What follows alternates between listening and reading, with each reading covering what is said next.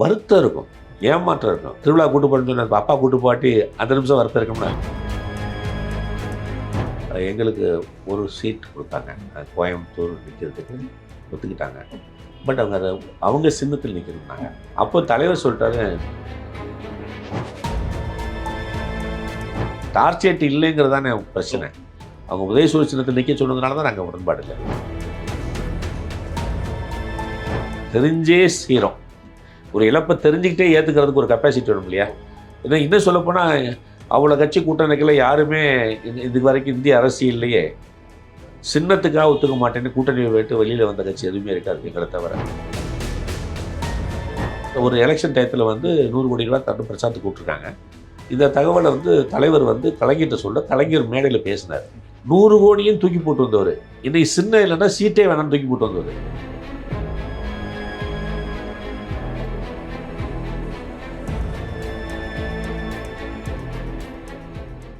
வணக்கம் சார்.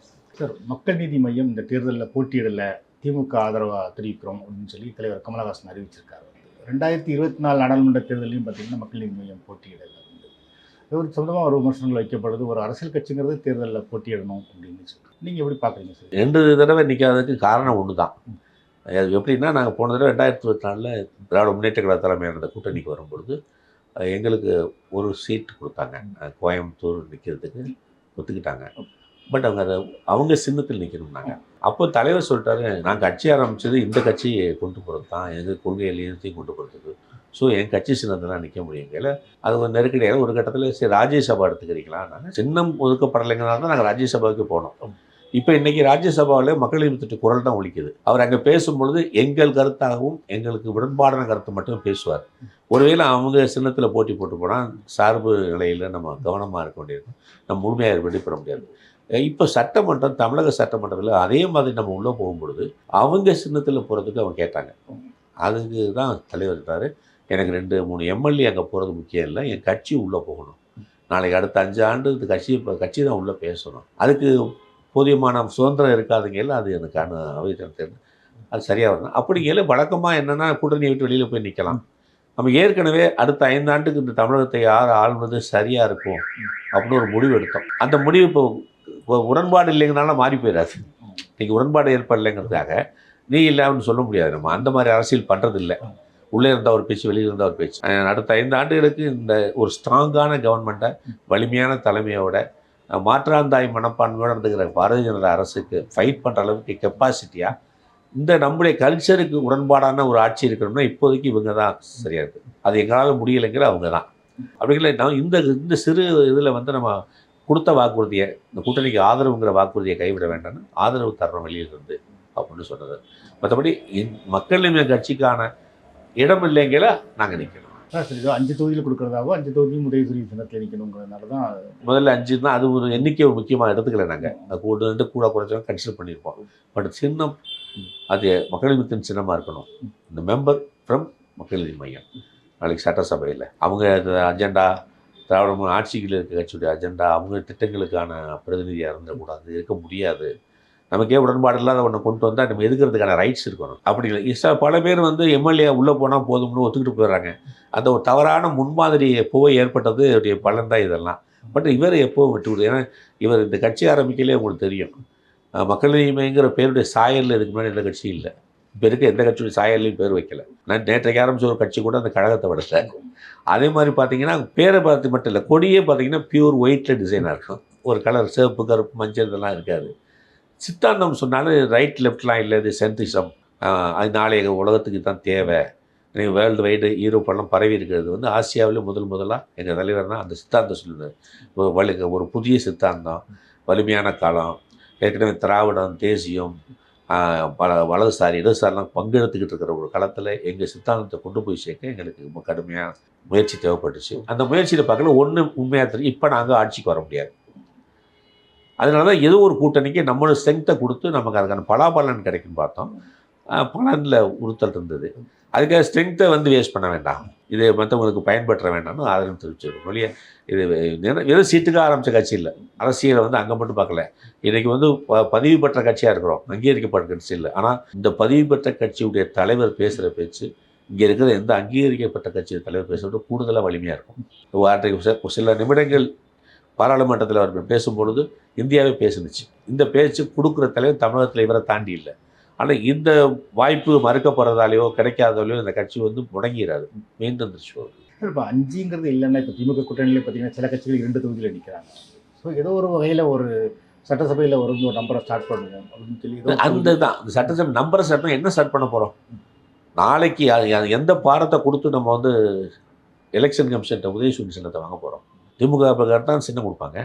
அப்போ லீகலாக நாங்கள் இந்த கட்சி விட்டு வெளியில் போய் அதில் சேர்ந்து சின்னத்தை வாங்கிட்டு ஜெயிச்சுட்டு வரணும். நாங்கள் இருக்கிறது உதயசூரியன் சின்னத்தில் இல்லை, வந்து டார்ச் லைட்லேயே நம்ம டார்ச் இப்போ ஒரு ரெண்டு பேர் நிற்கலாம். டார்ச் லைட்னா எத்தனையும் நாங்கள் ஒத்துருப்போமே. டார்ச் லைட் இல்லைங்கிறது தானே பிரச்சனை. அவங்க உதயசூரியன் சின்னத்தில் நிற்க சொன்னதுனால தான் நாங்கள் உடன்பாடு இல்லை. டார்ச் லைட்டுக்கு அக்செப்ட் பண்ணிட்டாங்கன்னா நம்பர் ஒன்றும் மேட்டர் இல்லை, கூட குறைச்சி பண்ணியிருக்கலாம். அது உடன்பாடு ஏற்படாதனால தான் அந்த முடிவாச்சு. கமலஹாசன் மாதிரி வந்து ஒரு முழுக்க தெரிஞ்ச ஒரு பிரபலமான தலைவர் இருக்கிற ஒரு கட்சிக்கு ஒரு 2 தொகுதிகள் கூட கொடுக்க முடியல அப்படிங்கிற ஒரு ஸ்டாண்ட் எடுக்கிறத பற்றி எப்படி பார்க்குறீங்க? வார் நடந்துட்டு இருக்கையில் ஒப்பாரி வைக்கக்கூடாது. இப்போ முக்கியமான கட்டத்தில் இருக்கும். அடுத்த 5 ஆண்டுக்கான ஒரு ஆட்சி இங்கே வர்றதுக்கான போராட்டத்தில் இருக்கும் பொழுது நம்ம சின்ன சின்ன உறுத்தல்கள், வேதனைகள், நீ சொன்ன கருத்துக்களை எல்லாம் எடுத்து பேச ஆரம்பித்தா டைவெர்ட் ஆகும். ஆனால் ஒரு கண்ணியமான தலைவர் இவர் மற்ற தலைவர் வந்து மாறுபட்டவர். அதனால தான் அந்த நிமிடத்திலையும் அவரால் தான் சொல்ல முடிஞ்சிச்சு, உங்களுக்கு நான் வந்து ஆதரவு தர்றேன், உங்கள் ஆட்சி அமைவதற்கு ஒத்துழைப்பு தர்றேன், பட் நான் நிற்கலை அப்படி சொன்னது வந்து அதாவது நல்ல தெரிஞ்சே செய்கிறோம். ஒரு இழப்பை தெரிஞ்சுக்கிட்டே ஏற்றுக்கிறதுக்கு ஒரு கெப்பாசிட்டி வேணும் இல்லையா? இன்னும் சொல்லப்போனால் அவ்வளோ கட்சி கூட்டணிகளை யாருமே இது வரைக்கும் இந்திய அரசியல்லையே சின்னத்துக்காக ஒத்துக்க மாட்டேன்னு கூட்டணியை விட்டு வெளியில் வந்த கட்சி எதுவுமே இருக்காது எங்களை தவிர. ஏன்னா இந்த இடத்துலையாவது நாங்கள் கொள்கையில் பிடிப்பாக இருக்கும்னு புரிஞ்சுக்கிட்டா சரி மக்கள். அதே பார்த்தீங்கன்னா திமுக கூட்டணியில் வந்து பொதுவாகவே பேச்சுவார்த்தைகள் வந்து ஆரம்பத்திலேருந்து சில சொற்களோட தான் முடிஞ்சிருக்கு. நேற்று விடுதலை 8 தொகுதி ஒதுக்கியிருக்காங்க, தேமுதிகவுக்கு 10 தொகுதி ஒதுக்கியிருக்காங்க. வந்து அதுவும் வந்து தேமுதிகவுக்கு ஒதுக்குனது வந்து அதிகம் அப்படிங்கிற ஒரு இது கூட இருக்குது. வந்து அதில் ஒரு தெலுங்கு லாபி இருக்குது அப்படிங்கிற மாதிரிலாம் விமர்சனங்கள்லாம் வர ஆரம்பிக்குது. எப்படி பார்க்குறீங்க வந்து திமுக கூட்டணியில் ஒருத்தர் காங்கிரஸ்க்கு நடக்கிறத பற்றி விமர்சனங்களையும் நாங்களும் பார்த்துட்டு தான் இருக்கோம். அது எந்தளவு உண்மைங்கிறத காலம் சொல்லுவோம். ஏன்னா இப்போதைக்கு வந்து இதான் சொல்கிறேன், இப்போதைக்கு திராவிட முன்னேற்ற கழகத்துக்கு நாங்கள் சொன்ன 2 நாங்கள் உறுதியாக இருக்கணும். எங்கள் ஆதரவு உங்களுக்கு. இதை நான் எதை சொல்லும் பொழுதும் இப்போ இருக்க விஷயத்தை நடப்ப அலச போனோம்னா என்னுடைய கட்சியுடைய கேடர்ஸு அங்கே ஓட்டு போட வைக்க அவசியத்தில் இருக்கவங்களுக்கு ஒரு தளர்ச்சி தான் வரும். ஆனால் இப்போ நம்ம அதை பேசுகிறதில்ல.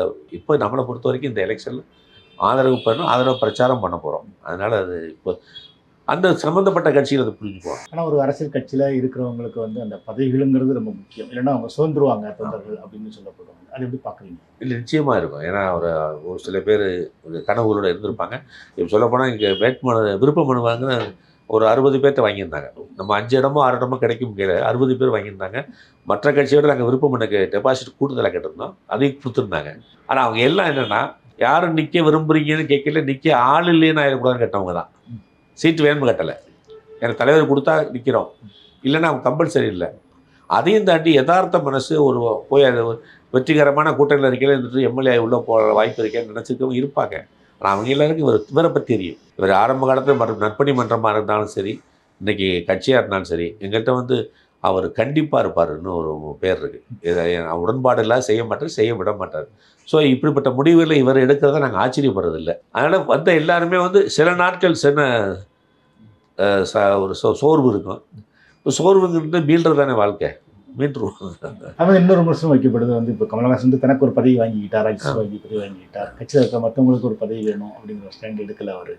இன்னொரு விமர்சனம் வைக்கப்படுது, அதை வெடிப்பாங்க. கடுமையாக சொல்கிறேன், அடிப்படை அரசியல் அறிவு இல்லாதவங்க, கமல்ஹாசன்கிற மனுஷனை தெரியாதவங்க, தமிழகத்துடைய வரலாறே தெரியாதவங்க தான் அந்த மாதிரி சொல்ல முடியும். ஏன்னா இவருக்கு ஒரு எம்பி பதவி வேணும்னா அதுக்கு இப்படி ஒரு கட்சியே தேவையில்லை. இவருடைய கலை உலக வாழ்க்கை பயணத்துக்கே ஒரு கௌரவம் அந்த பதவியை கொடுத்துருப்பாங்க. அவர் வெறும் நடிகராக இருந்தால் இந்த வீட்டில் இப்போ நம்ம பேசிகிட்டு இருக்க வீட்டில் அவருடைய வீட்டில் பிரைம் மினிஸ்டர் வந்து பார்த்துட்டு போவார். அந்த அந்தஸ்தில் இருந்த ஒரு ராஜ்யசபா எம்பிக்காவா 8 வருஷம் கட்சி நடத்தி அதை வாங்கிட்டு அது மற்றவங்களுக்கு கிடைக்கக்கூடாதுன்னு நினைக்கிறதுக்கு அதை செஞ்சு அழகு பார்க்குறவர். அவர் படங்களில் கூட அவர் அளவுக்கும் சமயத்தில் அவரை மிஞ்சின மாதிரி நடிகர்லாம் யூஸ் பண்ணியிருப்பார். இந்த இருக்க மிகப்பெரிய நடிகர்லாம் எங்கே ஸ்கோர் பண்ணால் இவரை தான் ஸ்கோர் பண்ணியிருப்பாங்க.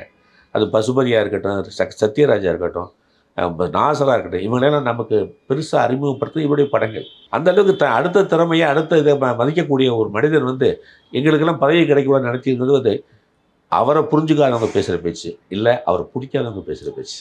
தியாகம் இல்லை, கடமைன்னு சொல்றாரு. கடமைன்னு எதை சொல்றாரு? ஆமாம், விட்டு கொடுத்துட்டோங்கன்னா தியாகம். நாங்கள் சேர்ந்து ஆதரிக்கிறோம் இல்லையா, அதுதான் கடமை. ஏன்னா இந்த ஆட்சி இன்னும் அடுத்த 5 ஆண்டுகளுக்கு இந்த ஆட்சி தான் தொடரணுங்கிறது என்னுடைய கருத்து. ஏன்னா மாற்று ஆட்சினா நாளைக்கு டெல்லியுடைய கைப்புள்ளி ஆகிடும். அந்த கிட்ட நமக்கு விருப்பப்பட்டது கிடைக்காது, கொடுத்தது தான் வாங்கிக்கணும். நமக்காக போராட மாட்டாங்க, ஏன்னா அவங்களுக்காக இவங்க போராடுறது இல்லை. அப்படிங்க நமக்காக இங்கே போராட போகிறாங்க? ஏன்னா அவங்களுக்கு அவ்வளோ பிரச்சனை இருக்குது. மேலே ஒரு 6.5 கோடி மக்களுடைய பிரச்சனையை யோசிக்க வேண்டியிருக்கு. சாதாரணமாகவே போன தடவை அதுக்கு நிதி வரல, இதுக்கு இது வரல, நிறைய குற்றம் குறைச்சிக்கிட்டு இருக்கும் பொழுது ஆட்சியும் பலகீனமாக இருந்தால் என்ன ஆகும்? ஆனால் இந்த மக்கள் சார்ந்து பார்த்தா இந்த ஆட்சி வரணும். எங்களுக்கு அதில் கொஞ்சம் கஷ்டம் நஷ்டம் இருக்குது, அவ்வளோதான். நாங்கள் இது கொஞ்சம் ஈஸியாக எடுத்துக்கிற கட்சி. நீங்கள் மற்ற கட்சியில் நீங்கள், நான் திரும்பவும் சொல்கிறேன், மாறுபட்ட கட்சி. நாளைக்கே ஆட்சியை பிடிச்சிடணும், மக்கள் கட்சியை வளர்த்தணும், களத்தில் இன்னும் போராடுங்கிற பேரில் எப்பவும் பதிவு பண்ணிக்கிட்டே இருக்கணும் நம்மளே நினைக்கிற கட்சி கிடையாது. நியாயமான விஷயங்கள் சப்போர்ட் பண்ணுவோம். இதே சரியான ஒன்றை டெல்லி கவர்மெண்ட்டே பண்ணையில் முதல்ல சப்போர்ட் பண்ணுவார், சரியானது. இதில் இந்த கட்டுப்பாடுகளே எங்களுக்கு இருக்கக்கூடாது தான் நாங்களாக இருக்கணும்னு ஆசைப்பட்றோம். ஒரு கூட்டணியில் ஒரு கட்சியோட சின்னத்திலிருந்து ஜெயிச்சிட்டோம்னா அந்த கட்சியோட சிந்தனைக்கோ செயலுக்கோ மாறுபட்டு செயல்பட முடியாத சென்றாயிரும். அண்மையில் கூட லாஸ்ட் எலெக்ஷனில் விடுதலை சிறுத்தைகளில் தலைவர் சொந்த சின்னத்தில் என்னார், பொதுச் செயலாளர் திமுக சின்னத்தில் என்னார். இடைப்பட்ட காலத்தில் ஒரு தடவை பிரச்சனை வரல, நான் திமுகன்னு அந்த பொதுச் செயலாளர் சொன்னார். விடுதலை சிறுத்தைகளுடைய பொதுச் செயலாளர் நான் திமுகன்னு சொன்னார். ஏன்னா லீகலியே திமுக வந்தார். அந்த தர்மசகடமெல்லாம் வரக்கூடாது. இன்னொன்று, என் கட்சிக்காரங்களே நீ போய் அப்படி வாங்கிட்டு வந்தாங்க, நான் உங்கள் கட்சியை விட்டு போய் செயல்பட மாட்டேன்பாங்க. அவ்வளோ சென்டிமெண்ட்ஸ் இருக்குதுல்ல. அது இது இன்னைக்கு நிலைமைக்கு ஒரு வகையில் பார்த்தா எனக்கு பங்களிப்பு இல்லைங்கிற ஒரு சின்ன வேதனை இருந்தாலும், நானாக தான் இருப்பேன் அப்படிங்கிற அந்த கம்பீரம், அந்த பேராண்மை என் தலைவருக்கு இருந்ததுக்கு நாங்களாம் பெருமைப்படுறோம். தலைவரோட அந்த முடிவை பற்றி கட்சியில் இருக்கிறவங்க பெரும்பான்மையை கருதுறாங்க. ஏன் நீங்கள் இந்த ஒரு சின்ன சலனம் கூட இல்லையே இது வரைக்கும்? வருத்தம் இருக்கும், ஏமாற்றம் இருக்கும். தீபாவளி கூட்டு திருவிழா கூட்டு போகிறேன்னு சொன்ன அப்பா கூட்டு போட்டி அந்த நிமிஷம் வருத்தம் இருக்கும்னா, ஆனால் அப்பா இல்லாமல் போயிடுவாரா? இல்லை, சின்ன சம்பவம். கட்சியை பொறுத்த வரைக்கும் சின்ன சம்பவம். ஏன்னா வழக்கமான இதையும் அவர்கிட்ட எதிர்பார்க்க முடியாது. எங்களுக்கு ஆல்ரெடி நாங்கள் மென்டலாக செட்டில் ஆகிட்டோம். அதனால் இதை நாங்கள் எதிர்பார்த்துட்டு தான் இருந்தோம். யார் சின்னம் கொடுக்கலன்னா நிற்க மாட்டேன்னு சொல்லுவார். அப்படி கேள்வி அவங்க கன்சிடர் பண்ணியிருக்கோம். அதை நம்ம ஒன்றும் சொல்கிறதுக்கு இல்லை. இது கட்சிக்குள்ளே பற்றி பேசப்பட்டதா நேற்று 24 செயற்குழு உறுப்பினர்கள் அங்கே வந்திருந்தாங்க. அவ்வளோ பேர் அந்த திராவிட முன்னேற்ற கழக தலைவரோட ஒரு ஃபோட்டோ எடுத்துக்கிட்டாங்க. அங்கே வந்ததுக்கு அர்த்தமே நாங்கள் அவர் பின்னாடி இருக்கோம், அவர் சொல்கிறது செய்யணும் காட்டுறதுக்காக தான். அந்த செயற்குழுவே அப்படியே வந்தது. அதான் திமுகவுக்கு கூட்டணிக்கு ஆதரவு தெரிவிப்பேன்னு சொல்லியிருக்காரு. பிரச்சாரத்துக்கு போவாரா? நிச்சயம் போகிறோம், பிரச்சாரத்துக்கு போகிறோம். அது என்ன இப்போ ஆதரவு சொல்லிட்டு பேருக்கு சொல்லிட்டு உட்காந்துருக்குல்ல. நம்ம மக்கள்கிட்ட சொல்லணும்னா, ஏன் நம்ம ஆதரிச்சோம்னா, ஏன் நிற்கலைன்னா சொல்லணும், ஏன் நான் நிற்கலைன்னா கூட அவங்க ஜெயிக்கணும்னு நினைக்கிறோம்னு சொல்லணும். உங்கள்கிட்ட சொன்னதை நான் அங்கே சொல்லணும். ஏன்னா இப்போ எங்கள் கட்சியில் கொஞ்சம் சோர்வு அடைஞ்சிருப்பாங்க. தலைவருக்கு கேட்டுமே நான் சீட்டு கொடுக்கலையேன்னு நினச்சாங்கன்னா அந்த கோபத்தில் இருப்பாங்க. இது மாதிரி நெருக்கடி கூட்டணிக்குள்ளே வரும். இப்போ பார்த்தீங்கன்னா திராவிட முன்னேற்றங்களுக்கு எல்லா கூட்டணியிலும் தலைவர்கள் ஒன்றிணைஞ்சிட்டாங்க. இந்த சீட்டு பேரம் பேசின விஷயத்தில் அதிருப்தி எல்லா பக்கம் இருக்குது. இதைத்தான் முதல்ல கலையிற மாதிரி இருக்கும். அதனால் கூட்டணி தேர்தல் பிரச்சனை தலைவரே போவார். திமுக கூட்டணி பற்றி ஒரு விமர்சனங்களில் ஒன்று என்னென்னா, இப்போ நீங்கள் கொள்கை ரீதியான இப்போ கமலஹாசன் உட்பட விடுதலை சிறுத்தைகள், கம்யூனிஸ்டுகள் இவங்கெல்லாம் கொள்கை ரீதியாகவே 2-3 எலெக்ஷனாகவே திமுக கூட்டணியில் இருக்கிறாங்க. ஸோ அவங்களுக்குலாம் தொகுதியை குறைச்சிருக்காங்க. ஆனால் பாஜக கூட்டணியில் வந்த தேமுதிகவுக்கு அதிக தொகுதிகள் கொடுத்துருக்காங்க அப்படின்னு ஒரு விமர்சனங்கள். சம்டைம்ஸ் விருந்தாடியில் கூடுதலாக கவனிப்போமா இல்லையா? அந்த இருந்து ஒருத்தர் உடச்சி கொண்டு வந்திருக்காங்கல்ல, அதுக்கான கொஞ்சம் விலை கொடுக்குற மாதிரி இருக்கும். ஒருத்தருடைய பலத்தை குறைக்கிறது. இப்போ பட்டிமன்றம் சொல்லுவாங்க, ஒட்டி பேசுகிறது வெட்டி பேசுறதுன்னு சொல்லுவாங்க. அது மாதிரி நம்ம டெவலப் ஆகிக்கிறது ஒன்று, எதிரியை பலகீனப்படுத்துறது ஒன்று. அது வியூகம். நோக்கத்தை விட்டு வியூகம் சமயத்தில் விலகும். ஆனால் அது நோக்கம் ஜெயிக்கிறதுக்காக தான் விலகும். ஆனால் தேமுதிக மாதிரி கட்சி கூடுதலாக கொடுக்குறது அவங்க ஒரு மிகப்பெரிய கூட்டம் வெளியில் கொண்டாந்தது இல்லை. நம்ம இருக்கிறவங்க கொஞ்சம் அதை அட்ஜஸ்ட் பண்ணிக்கிறது தானே, அது அவ்வளோதான். வேற ஒன்று தேமுதிக வந்திருக்கிறது திமுக கூட்டணிக்கு ஒரு பலம் சேர்க்குன்னு நினைக்கிறேன். எதிரிக்கு பலம் போகும்ல, ஒரு பலம் போகும். பலம் போயிருக்குன்னு பப்ளிக்கே நினைப்பாங்க. மனம் முக்கியம் இல்லை, எது ஜெயிக்குங்கிற நினைப்பே சமயத்தில் ஓட்ட மாற்றி போடுவீங்க மனுஷன். திமுக கூட்டம் தான் வரும் போல இருக்குப்பா அப்படின்னு ஒரு பேச்சு கிளம்புனா அதுக்கு ரைஸ் பண்ணும். அப்புறம் பூத்துக்கு போயிலே கன்வின்ஸ் ஆவாங்க. அந்த பூத்துக்கு போயில எந்த கட்சி கூட பூத்துக்கிட்டு ஆள் நிறையா நிற்கிது பார்த்தாலே மாறுவாங்க. இதுதான் ஜெயிக்க முடியாது, நம்ம ஓட்டை வேஸ்ட் பண்ணான்னு போகிறவங்களாம் இருக்காங்க. அதுக்கு நம்ம ஒத்துழைக்கணும். திராவிட முன்னேற்ற கழகம் கூட்டணியை வலுப்படுத்துறதுக்கும் எதிரி கூட்டத்தை பலகீனப்படுத்துறதுக்கு சில நடவடிக்கை இருக்கையில் அதை ஒரு தலைமைன்னு கொடுத்தா அதுக்கு சில விட்டுறணும் இல்லையா? அப்படிதான் அதில் நமக்கு லாஸ் இருக்க தான் செய்யும். அவங்க திராவிட முன்னேற்ற கழகத்துக்கு நிறைய தொகுதி குறையும். இந்த ஏன் எல்லாத்தையும் உதயசூரியன் நிற்க சொல்கிறாங்கனாக்க அப்படியே அது குறைஞ்சிச்சுன்னா சரி கட்டுறதுக்கு அவங்களுக்கு தேவைப்படுது. நம்ம அதுக்கு லாயக்கல்னு சொல்லிட்டோமே ஒழிய நிறைய கட்சிகள் உதவி சொல்லி நிற்கிறதுலாம் கணக்கு பண்ணால் 178 வரும், உண்மையை பார்த்தா 150 தான் இருப்பாங்க. இது ஏன்னா எல்லாரையும் உள்ளே வச்சுக்கணுங்கிறதா அவங்க கொடுக்குற வேலை. எல்லாரும் ஒரு விலை கொடுக்குறாங்க, நம்மளும் ஒரு விலை கொடுத்துருக்கோம். நடிகர் ரஜினிகாந்த் அரசியலுக்கு வர்றேன்னு சொல்லிட்டு ஒரு வராமல் போனதுக்கு காரணம் திமுக தான் அப்படின்னு சொல்லி அதை வச்சு நான் பேசியிருந்தார். அதுக்கு ரஜினியும் ஒரு பதில் கொடுத்துருந்தார், அந்த காலம் பதில் சொல்லுவோம் அப்படின்னு சொல்லி. இன்னைக்கு கமலஹாசனும் வந்து அரசியல் நிற்கல, அதுக்கு ஒரு திமுக தான் காரணம் அப்படிங்கிறத வந்து சொல்லியிருக்காரு. சின்னம் இது சின்னத்தில் நிற்க சொன்னது வந்து இது ரெண்டையும் ஒன்றா பார்க்கலாமா? இவங்க 2 பேருமே தெரியாதவங்க தான் ஒன்றா பார்க்கணும். ஒரு எலெக்ஷன் டயத்தில் வந்து 100 கோடி ரூபா தட்டு பிரச்சாரத்துக்கு கூப்பிட்ருக்காங்க. இந்த தகவலை வந்து தலைவர் வந்து கலைஞர்கிட்ட சொல்ல, கலைஞர் மேடையில் பேசினார். அந்த மேடையில் எங்கள் தலைவர் இருந்தார். அவன் எந்த தரப்புலேருந்து அதுக்கு மறுப்பு வரல. நம்ம கமலஹாசன் அவர் 100 கோடி ரூபா கொடுத்து கூப்பிட்ருக்காங்க எலெக்ஷனுக்கு, வரமாட்டேன்னு சொல்லிட்டு இருந்தான். அந்த திறமையை பாராட்டுறேன், தைரியத்தை பாராட்டுறேன்னு கலைஞர் மேடையில் பேசினார். ஆக நான் எதுக்கு சொல்கிறேன், இன்றைக்கி அது குற்றச்சாட்டை சொல்லலை. 100 கோடியும் தூக்கி போட்டு வந்தவர், இன்றைக்கி சின்ன இல்லைன்னா சீட்டே வேணாம்னு தூக்கி போட்டு வந்தவர். தூக்கி போடுறதுக்கு இதுக்கான மூலம் அங்கேயே இருக்குது. இவங்களா வந்து பயந்துக்கிட்டு இவங்களுக்கு யார் பண்ண போகிறாங்க? அது மாதிரி ரஜினி சார் வந்து டிராஃபிக்கை நிறுத்திட்டான்னு சொல்லிட்டு இறங்கி போகிற கடையில் சிகரெட்டை பற்ற வச்சுட்டு இந்த ஆட்சியை ஆண்டவனால கூட காப்பாற்றப்பட சொன்ன ஒரு தைரியசாலியை, அந்த அம்மாக்கிட்டே சொன்ன தைரியசாலியை வந்து பயந்துருவார் மாறுவார்னா, அவங்க இப்போ தான் வந்திருக்காங்க அரசியலுக்கு. ஏதாவது சொல்லிட்டு போயிருந்தாங்க, அதுக்கு எல்லாருமே நல்லா பதில் சொல்லியிருந்தாங்க, நன்றி கூட போட்டுருந்தாரு. ஏன்னா அவர் எதுக்கு பயப்படுறவர் இல்லைங்கிறது எல்லாருக்கும் தெரியும். ஏன்னா நேராக அரசியலுக்கு வரல, அவர் சினிமான்னு ஒரு காலம் இருந்துச்சு, அங்கே அவர் எப்படி நடந்துட்டாருன்னு தெரிஞ்சுக்கணும்ல. சினிமாவிலேருந்து அரசியலுக்கு நடிகர் விஜயும் வந்திருக்காரு. வந்து அவர் வந்து திமுக கூட்டணிக்கு எதிராக வந்து நிற்கிறாரு. வந்து திமுகவுக்கும் தவகவுக்கும் தான் போட்டின்னு கூட சொல்லிட்டு இருக்காரு. வந்து கமலஹாசன் பிரச்சாரத்துக்கு போகிறாருன்னா விஜய் எதிர்த்து பேச வேண்டியது இருக்கும். வந்து எப்படி பார்க்குறீங்க, வந்து பேசுவார்? இல்லை, உண்மை சொல்லப்போனால் இந்த விஜய் வர்றதுக்கு முன்னாடி வாங்கன்னு சொன்னது எங்கள் தலைவர் தான். ஒரு மேடையில் வச்சு சொன்னார், இவர் நீங்கள்லாம் அரசியலுக்கு வரணும் சொல்லப்போனால். அதுக்கடுத்து லியோன்னு ஒரு படம் வந்துச்சு, அதில் எங்கள் தலைவர் வாய்ஸ் இருக்கும். ஒரு வேலையை முடிச்சிருப்பார் கிளைமேக்ஸில், இன்னும் உங்களுக்கு நிறையா வேலை இருக்குது வாங்கன்னு சொல்லுவார். இப்படி டயலாக்கே இருக்கும். அந்தளவுக்கு நாங்கள் அது அவர் அரசியலுக்கு வரது உடன்பாடு உள்ளவங்க தான். இவர் பொதுவாகவே எல்லாருமே அரசியலுக்கு வரணும் பாரு. மாணவர்களை அரசியலுக்கு வாங்கன்னு கூட்ட முதல் தலைவர் இவர் தான். இதுக்கு முன்னாடி இந்த எல்லா தலைவரும் மாணவர்களுக்கு அரசியல் வேண்டாம், உங்கள் படிப்பை பாருங்கம்பாங்க. உன் படிப்பே ஒழுங்காக இருக்கணும்னா அரசியல் தான் நிர்ணயம் பண்ணுது, அதனால் அரசியல் தெரியாமல் இருக்காதுன்னு சொல்லி மாணவர்கள் அரசியல் கூப்பிட்டவர். அப்போ விஜய் வர்றதெல்லாம் நம்ம எதுக்கலை. ஆனால் அவங்க கொண்டு வர்ற கொள்கையாக பேசுகிற விஷயங்கள் நமக்கு உடன்பாடு இல்லைங்கிற நம்ம சேர்ந்துருக்க முடியாது. நாம் எது சரி இப்போ நினைக்கிறோமோ அது சரியில்லைங்கிறாங்க. அந்த வகையில் முரண்படுறதுனால நாளைக்கு பிரச்சாரத்தில் சொல்லப்படுற குற்றச்சாட்டுகளுக்கு பதிலோ வைக்கிற பழிகளுக்கு அவமான கண்டனமோ தெரிவிக்க வேண்டிய கட்டாயம் வந்தால் தெரிவிக்கத்தானே வேணும். அப்படிலாம் விட்டுற முடியாது அரசியல். நீங்கள் தொடர்ந்து விஜய் அரசியலை கவனிச்சுட்டு இருக்கிற அடிப்படையில் கேட்குறது சார், விஜய் எந்த விதமான ஒரு தாக்கத்தை ஏற்படுத்துவார்னு நினைக்கிறீங்க இந்த தேர்தல்? இல்லை, விஜய் வந்து ஒன்றும் பலம் இல்லாத ஆள்னு சொன்னால் கண்ணை மூடிக்கிட்டு பேசுகிற மாதிரி அது. இது தமிழ் சினிமாவில் உச்ச நட்சத்திரத்தில் ஒருத்தராக இருந்துக்கிட்டு பெரிய இப்போ தன் ஃபாலோயர்ஸ் வச்சுருக்க ஒருத்தர் அது அரசியலுக்கு வரல. அது அப்படியே வரும்பொழுது ஒரு வலிமையான ஒரு கட்சியாக தான் இருப்பார். ஆனால் வலிமை என்பது ஐஸ் கட்டி மாதிரி சரியாக மெயின்டைன் பண்ணி கரைஞ்சி போயிடும். அதை கரைக்கிற வேலையை கூட இருக்க 2ஆம் கட்ட தலைவர் பண்ணுறாங்க. எல்லாருமே பொறுப்பற்ற பேச்சு, தூக்கி எறிகிற மனப்பான்மை, நான் தான் எல்லாங்கிற எண்ணம். முதல்ல அகர்ந்து இருக்கக்கூடாது பேச்சில். அரசியலில் வந்து பணி ரொம்ப முக்கியம். ஏன்னா நமக்கு எஜமானர்கள் மக்கள். நம்ம மக்கள்கிட்ட பேசிகிட்டு இருக்கோங்க, நம்ம மக்களுக்கு அனுசரித்து பேசணும். நான் உங்களுக்கெல்லாம் மேலேங்கிற மாதிரி பேசுகிறது வந்து அதனுடைய வலிமையை குறைக்கிற விஷயங்கள். அதை ரொம்ப வேகமாக நிறைய செய்கிறாங்க இன்றைக்கி நிலைமைக்கு.